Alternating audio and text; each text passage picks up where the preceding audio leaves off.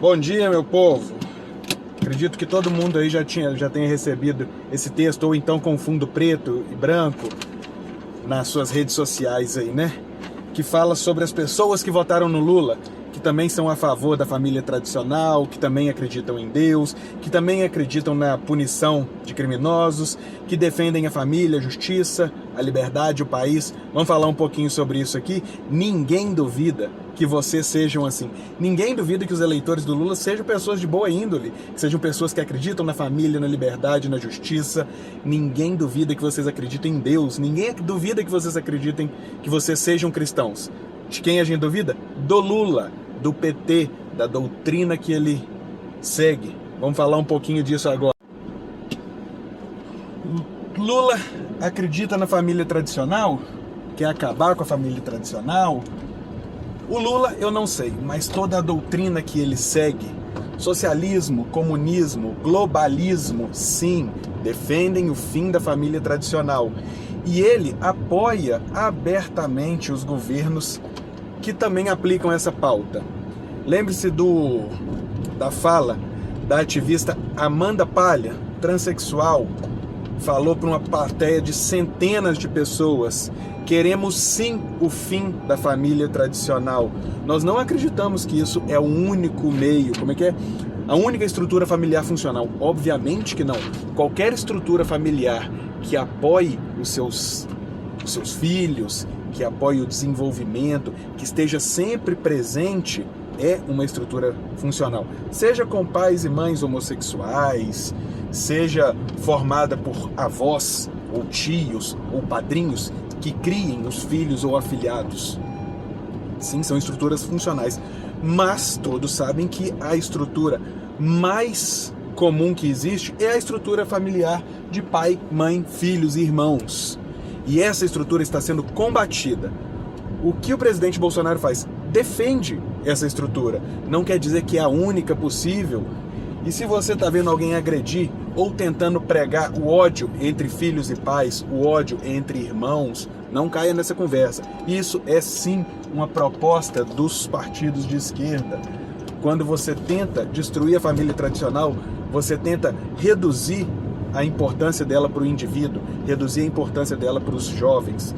E você tenta colocar outras figuras mais importantes do que a própria família.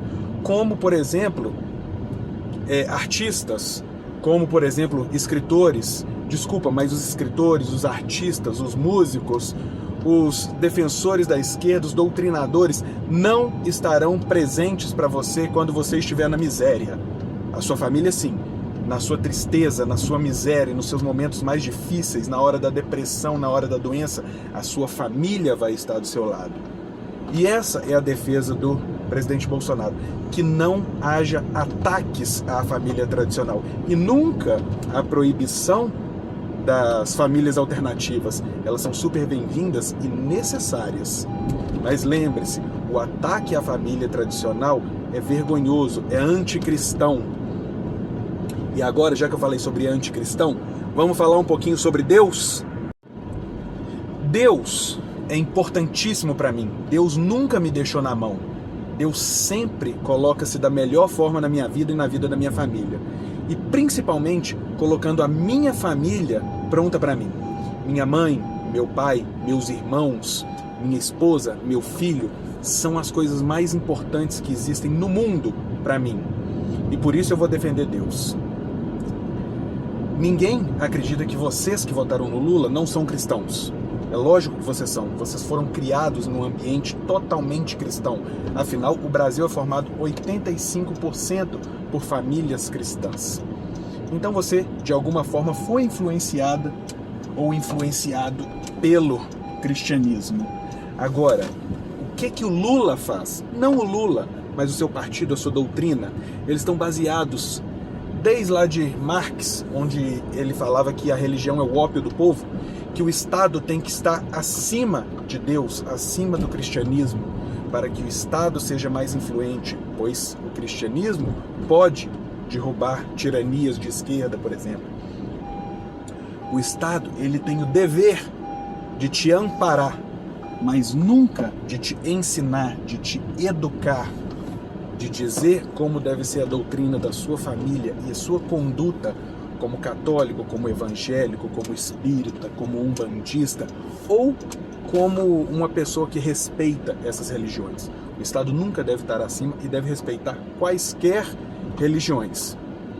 Lula, defensor do aborto, defensor da liberação de presídios, de assassinos, de traficantes, defensor da liberação de drogas, abertamente faz o apoio a essas pautas anticristãs.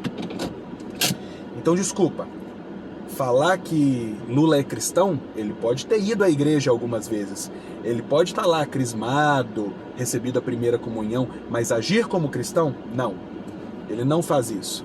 E definitivamente ele não protege os cristãos.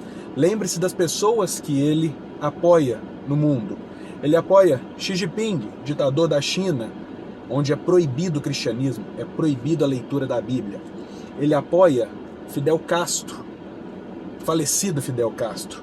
Em Cuba, a maior perseguição de cristãos na história da América Latina. Ele apoia Daniel Ortega, na Nicarágua, que hoje está prendendo sacerdotes evangélicos e católicos, está expulsando e fechando as igrejas. Ele apoia Nicolás Maduro.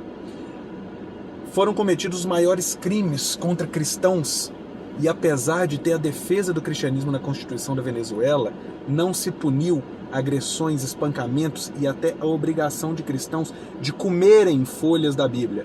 Procurem o portal Portas Abertas para vocês terem ciência do que eu estou falando. Incêndios em igrejas no Chile, depredação, destruição, pichação de igrejas na Colômbia e na Bolívia, invasão de igreja por Partido Socialista em Curitiba, fora todas as ofensas que os cristãos recebem diariamente de militantes de esquerda. Isso não existe punição. A punição está prevista nas constituições, mas não é aplicada literalmente. Você com certeza já se pegou sentindo algum asco por uma opinião cristã oposta aos que os militantes propõem a você. Isso sim é uma cultura de educação que ao longo do país vem denegrindo a cultura cristã e não é punida pelos governantes. E você acha que o Lula vai ser a pessoa que vai punir, já que ele apoia esses ditadores anticristãos no entorno da nossa América Latina e do mundo? Não, ele não vai. Agora vamos falar um pouquinho de justiça. Vocês realmente querem que os criminosos sejam presos e punidos por seus crimes? Então por que votar numa pessoa que defende abrandamento de penas, liberação de presos, que defende que a tipificação de novos crimes, como crimes de fake news, que nunca se existiu? Todo mundo mente, todo mundo, você mente, eu minto, todo mundo mente em algum momento. Agora, fake news, você deixar preso caras como Daniel Silveira, Oswaldo Eustáquio, que ficou paraplégico na cadeia, você fazer um Alan dos Santos fugir do Brasil porque está sendo perseguido pela justiça por um crime não tipificado, simplesmente porque ele discorda das opiniões do STF, esse formado em sua maioria por juízes nomeados pelo Lula e pela Dilma. Agora, você acha que o Lula devia estar solto depois de ser condenado em 3 instâncias por crimes com provas múltiplas já documentadas? Só que ele foi inocentado? Não, ele foi liberado. Por quê? Porque ele foi julgado em um CEP diferente do que ele deveria ter sido julgado. Então os crimes não existiram, porque foi julgado em Curitiba e não em Brasília ou em São Paulo. Então, se você exige punibilidade, exige cumprimento de penas, o Lula não é o cara certo para você votar. Agora vamos falar um exemplo que eu gosto muito: liberdade. Vocês também defendem a liberdade? Então por que aceitaram passivamente ficar presos, impedidos de trabalhar, gerar milhões de pessoas em desemprego durante a pandemia? Por que se proibiu cultos religiosos, mesmo com distanciamento adequado? E igrejas ficam abertas, inclusive em períodos de guerras. Mas durante a pandemia decidiu-se que não se poderia exercer o direito de religião, o direito de culto. Não se poderia exercer o direito de trabalhar, o direito de ir e vir. E nos últimos anos a gente tem visto principalmente o cerceamento de liberdade por opinião.